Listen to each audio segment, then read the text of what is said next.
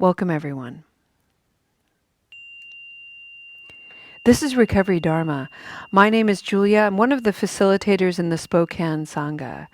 And on Wednesdays, we have been exploring famous Buddhist practitioners, present time and past.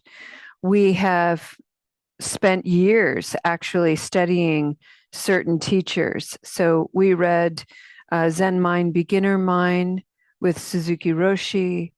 We spent a couple of years studying the work of Roshi Joan Halifax and her amazing book called Standing at the Edge. We've read Thich Nhat Hanh, uh, a Vietnamese Zen master who literally is the person to bring the concept of sati, mindfulness, to our Western consciousness.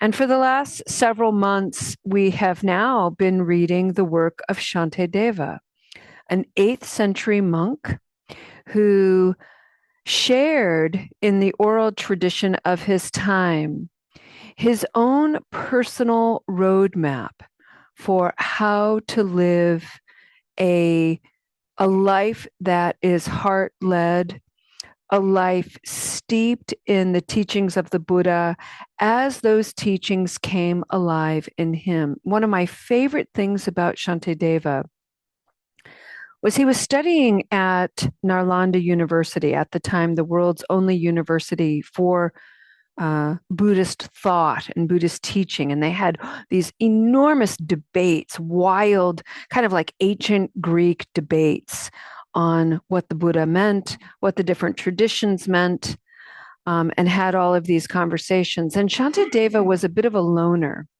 and he didn't attend class very often, much to the disgust, frankly, and judgment of his fellow students and peers.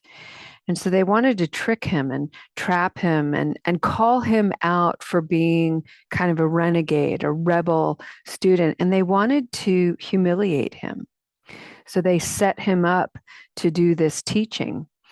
And they were expecting him to fall on his face. And instead, he gave this incredible teaching on something that is now called the Guide to the Bodhisattva's Way of Life. A bodhisattva is an individual who has experienced awakening such that their whole devotion, their whole purpose of having a finite life in an infinite universe is to dispel misery, to bring ease and comfort to all living beings. Shantideva created all of these reflections and teachings for himself that he then shared with his teachers and the student body. And people were just absolutely awestruck and left him alone after that, pretty much. But we have this wonderful opportunity to read some of his wisdom. And we've been exploring the 8th chapter, which is cultivating and developing concentration. This book reads like a very long poem. And so today I'm just going to read 4 verses on developing concentration. But before I do, I want to create a little space to prepare the mind and the heart. So the first thing I would encourage you to do is find a posture in the body that brings you great ease and comfort. It may even include lying down, bringing this awareness of why we're here, which is to understand our relationship to negative habit energy, what many of us call addiction. We need so much more rest than we ever give ourselves permission to have. And so even if you fall asleep, you're still going to receive some of the benefit of this wisdom simply by resting in the beauty of this space and the intentionality of this time to be present to these incredible teachings and reflections. One of the first words you're going to hear is the word attachment. Attachment and exploring one's relationship to attachment is a very profound Buddhist practice and principle. And it's also tricky for the Western mind. So we have a tendency in the West to think in dualistic terms, either or. I'm either this or I'm that. And that can create a lot of confusion around the notion of attachment. I'm either attached or I'm not attached. That's the dualistic framework in which many of us operate. We've been conditioned to operate this way. And so we treat attachment as something bad and non-attachment as something good. And that is true and not the whole truth. There's that mantra you hear me say over and over again. It is true that these extremes exist. There's attachment and there's non-attachment. Yep. That's duality, and it's real, it's true. However, the truth includes that and everything in between.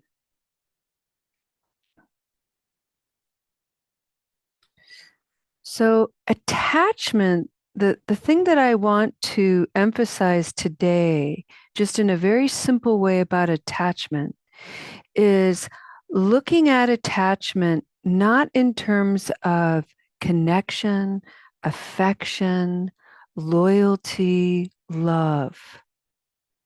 That's another discussion for another time. Healthy attachment includes all of those things.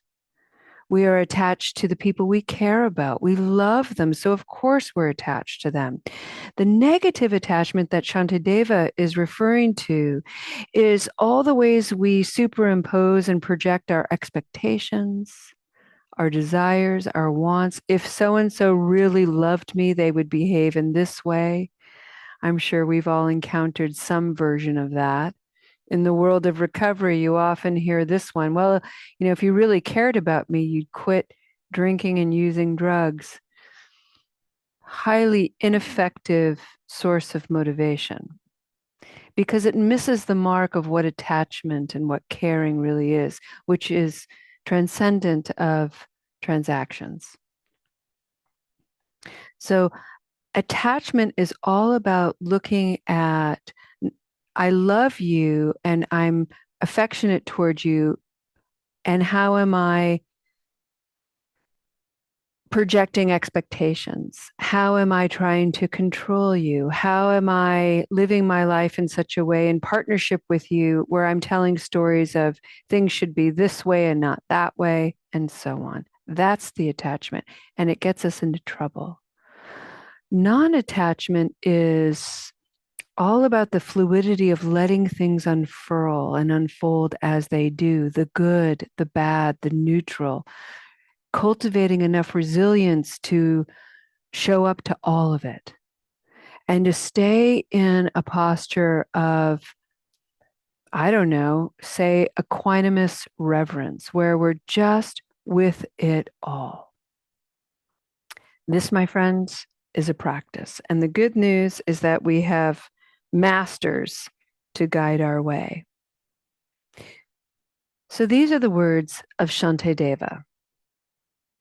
And he just comes out guns blazing. Let me just tell you that. This guy was something else. He says, I, who am decaying moment by moment, have attachment to others who are also decaying moment by moment. Lovely thought, isn't it? What was he thinking about? What was he observing? Fascinating. That's his thought on attachment. We're all decaying. As a result of this, I shall not be able to see pure, attractive objects for thousands of lifetimes. If I do not see someone whom I find attractive, I become unhappy and cannot place my mind in concentration. Yet, when I do see that person, I find no satisfaction, but am just tormented by attachment as I was before. Having strong attachment to other living beings obstructs the correct view of emptiness, prevents renunciation for samsara, and causes great sorrow at the time of death. That's a heavy hand right there. We'll talk about it. While we preoccupy ourselves with the things of this life, our whole life passes without any meaning. For the sake of impermanent friends and relatives, we neglect the Dharma that leads to permanent liberation. Let's leave it there. While we preoccupy ourselves with the things of this life, our whole life passes without any meaning. For the sake of impermanent friends and relatives, we neglect the Dharma that leads to permanent liberation. Now, we have to put this into context, which is 8th century monk. Shantideva dedicated his life to renunciating the material world, material life. He, very similarly to the Buddha, Siddhartha Gautama, he himself was the son of wealth. He was supposed to be an aspiring, wealthy, noble man, and he gave it all up to understand the causes and conditions of misery, confusion, aggression. And for him, it was giving up all of the material distractions. And again, that is true and not the whole truth, because not all of us are going to be able to become monastics. So we live, me especially, I live in a material world, which means I'm not going to give it all up. And yes, it will cause me confusion and suffering, and it will also offer me wisdom and avenues of liberation that someone like Shantideva, who maybe has isolated himself in a cave somewhere, may never have. I will learn how to renunciate. I will learn about attachments. I will learn about liberation in whole new ways. I don't have to judge my choice, and neither do you. The invitation is to simply and yet profoundly explore the conditions of your life.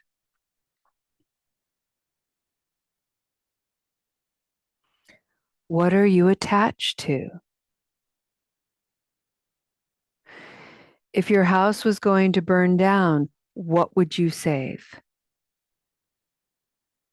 That's an excellent inquiry question to begin to explore the conditions of attachment.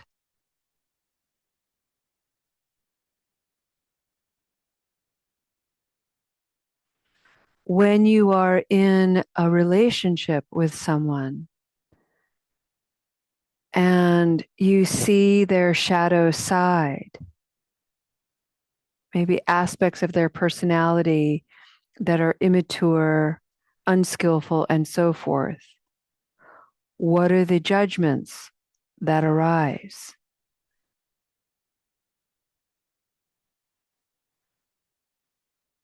That will show you the condition of attachment. The attachment is people need to be the way I think they need to be. And if they're not, then I'm not comfortable. And if I'm not comfortable, that's not okay. And I have to quickly control life so that I'm back to being comfortable. That's an attachment. The nature of reality is always moving. It's impermanent. It's fluid. Good, bad, neutral, good, bad, neutral over and over and over again. If we attach to one thing, we resist all other things and we suffer.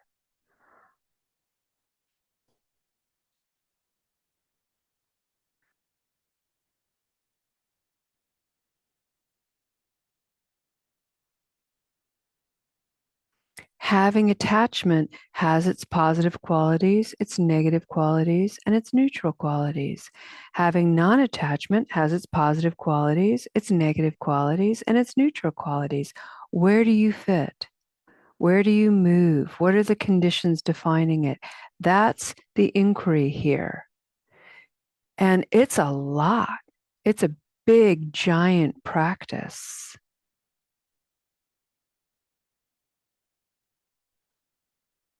So let's narrow it down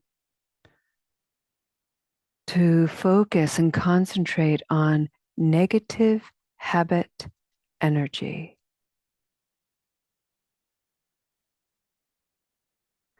And let's bring forward something tender.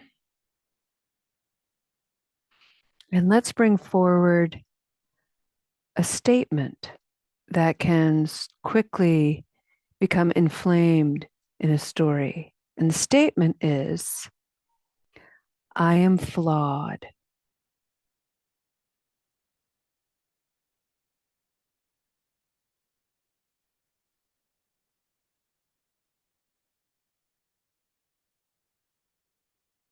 Now, the attachment that we can harbor here is, I'm flawed and I'm only flawed. And then we begin to investigate, finding evidence to prove how flawed we are, how flawed I am. And trust me, I'm incredibly resourceful and creative. If I'm hunting down proof of my flaws, you can be certain I will find it easily, readily available. Because it's true. I am flawed. And it's not the whole truth. What else is true? Yes, I'm flawed. And I'm also skillful and creative, nurturing, kind, smart, bright, insecure, doubtful. I could go on and on and on all day long.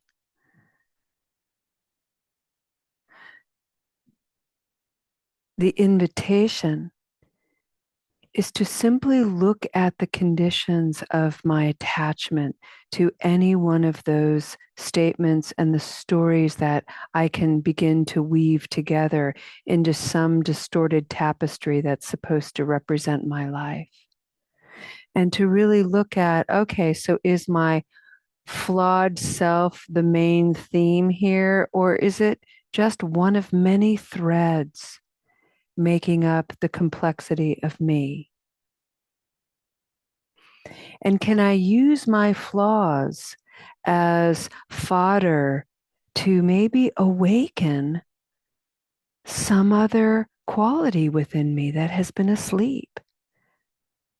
If I make space for it to reveal itself fully, maybe it will shine a light on something I haven't been seeing. Rather than a source of haunting, maybe it can be a source of revelation. This is the liberation to which Shantideva refers, is we're not so shackled to these single ideas that are so limiting, but instead we use them as keys to unlock and open something else. That's the non-attachment suppleness that we can experience.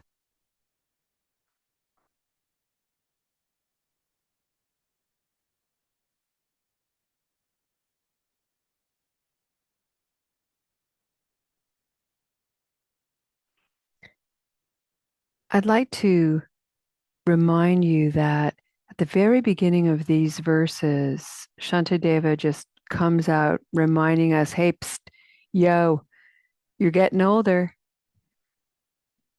You're getting older, and we are of the nature to grow old. We are of the nature to get sick. We are of the nature to die. Let's be bold about that. And why?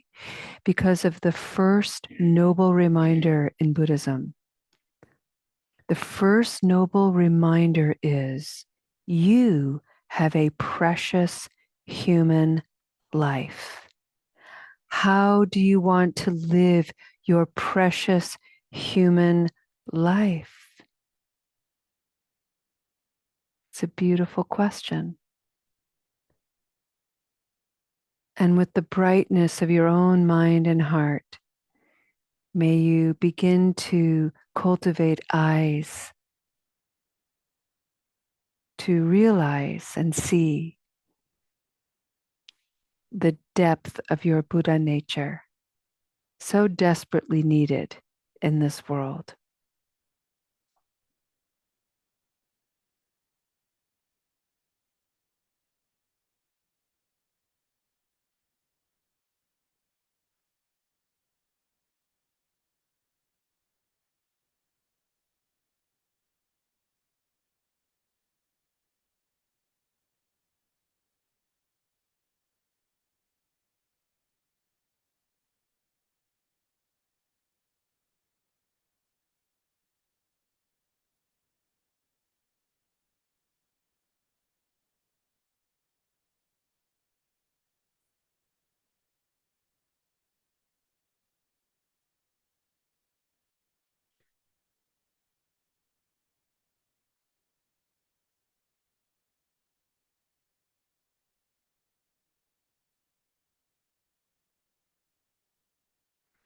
Friends, as we take a step toward the conclusion of this practice, I encourage you to remember that beside all of your missteps, beside all of your flaws,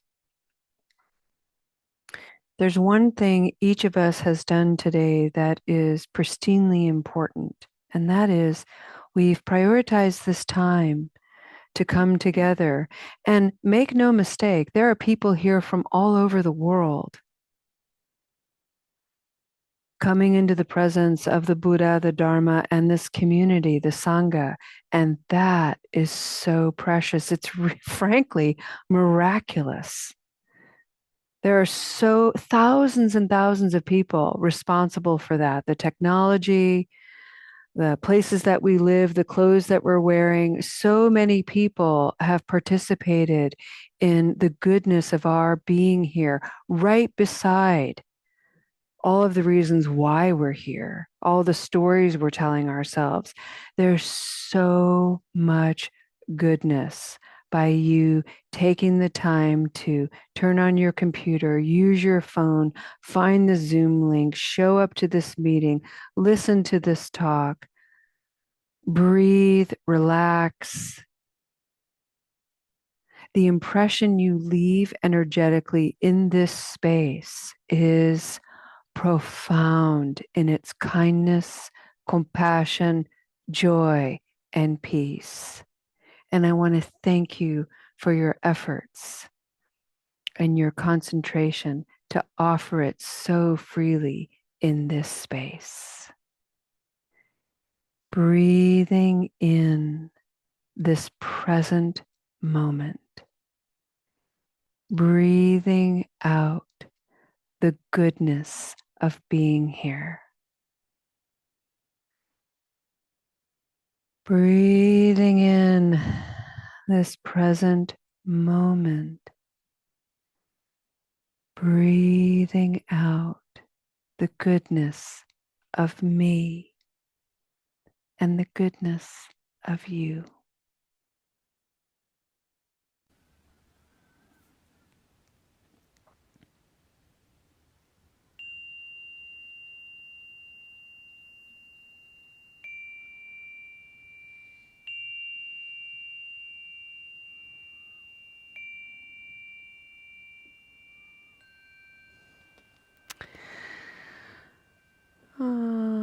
recorder back on, and we're going to just have a couple of announcements and then a dedication of merit.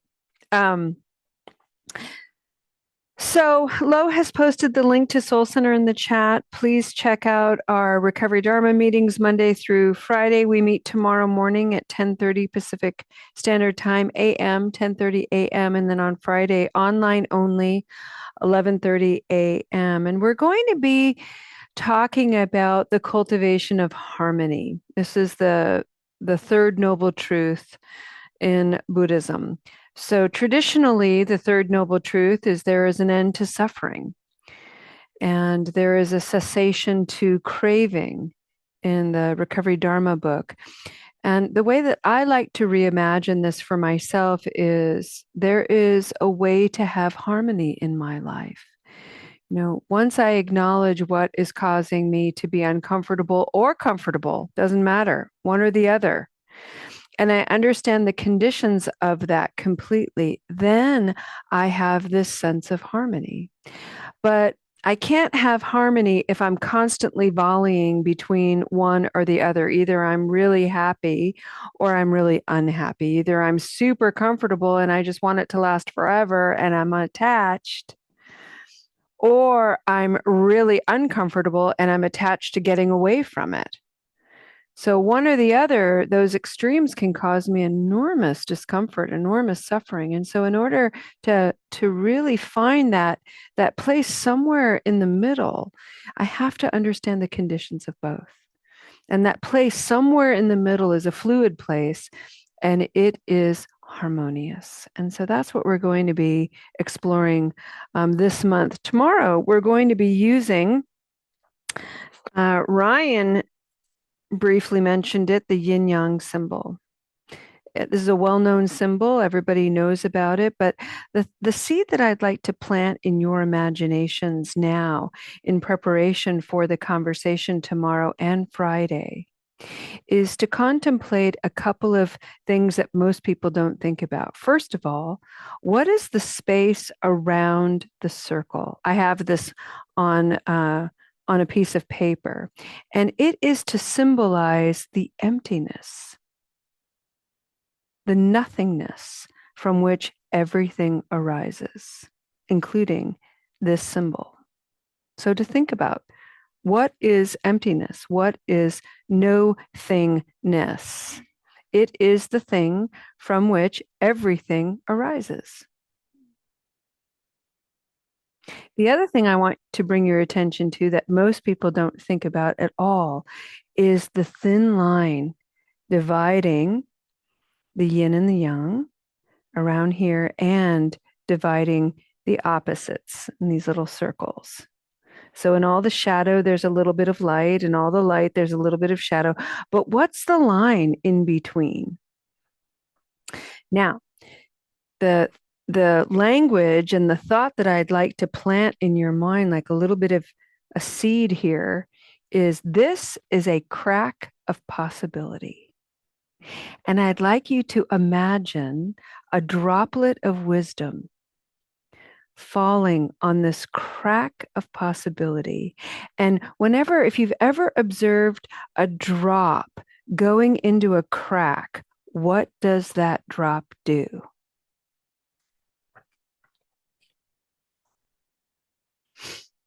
And hopefully your answer is, I don't know, and get really uncomfortable and then comfortable with it. And just let it be. What happens when I drop a drop in a crack? What does that drop do? Find a crack, find a drop, play.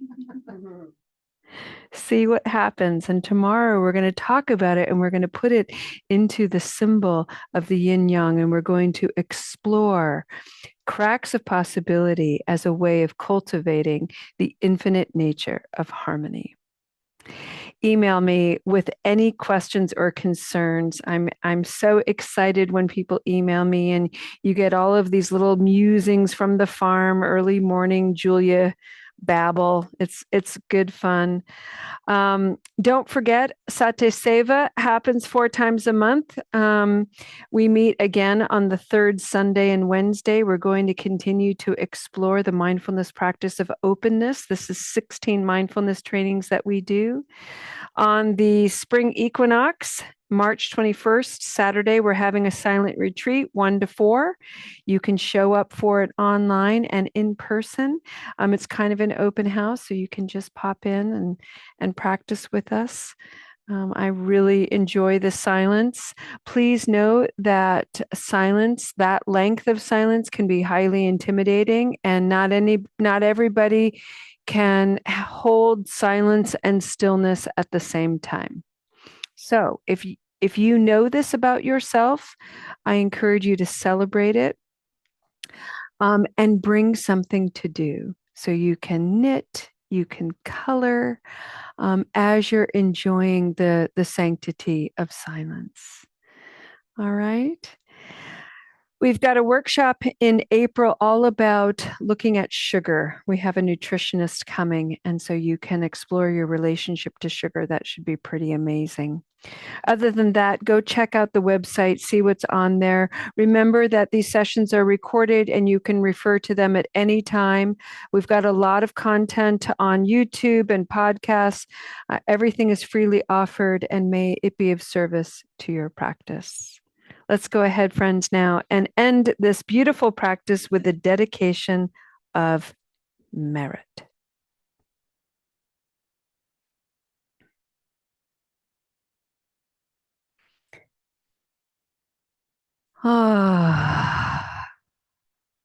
Today, we got to hear the ancient wisdom of Shantideva from the 8th century. I'd also like to bring to your awareness another ancient philosopher from the 2nd century. His name was Plotinus. And Plotinus wrote about divine beauty.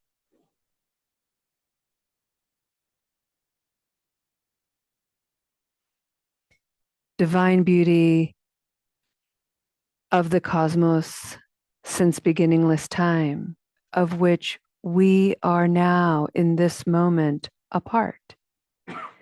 We are an expression of divine beauty, able to contemplate itself in the universe. It's an extraordinary, Plotinus's writing on beauty is an extraordinary testament early in the development of the Christian faith and the relationship to that particular theology, mythology, religion, and practice. And I'm bringing it forward today to dedicate our practice to the spirit and essence of beauty. Beauty before you, beauty behind you, beauty above you, beauty below you, beauty surrounds you, beauty is you.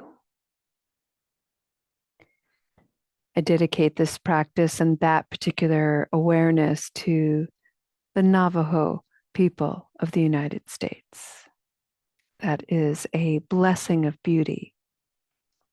May you take it in your day and see beauty everywhere. And may you remember that you are a carrier of it because you are it. And may you have the courage to share your beauty in all the ways you can in a world so desperate to have it.